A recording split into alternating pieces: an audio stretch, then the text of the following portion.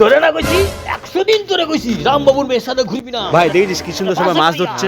হ্যাঁ চল আজকে বাড়িতে ওই দেখ গোপাল দেখো ছেলেকে মারতে মারতে নিয়ে আসছে। তুই আজকে বাড়ি চল, তোর হইতাছে।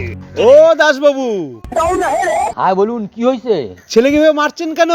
আর আমগো পাশের বাড়ি যে চৌধুরী বাবু আছে, হ্যার মেয়ের সাথে ঘুরে বেড়াতেছে। 100 দিন সর মেয়ের সাথে ঘুরিস না, মেয়েটা ভালো না।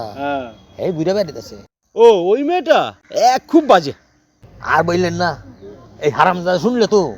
আর কি করবেন, আজকালকার ছেলেদের যা অবস্থা হয়েছে। ঠিক আছে আজকাল তো ছেলে পেলে শোনে না কথা। কাকু একটা কথা বলবো? হ্যাঁ বলো বাবু। এই যে চীন আর জাপানের লোকেরা এত উন্নত কেন বলুন তো? কেন? কারণ ওদের নাকটা চ্যাপ্টা হয়, সবার বিষয়ে নাকটা গলাতে পারে না, তাই।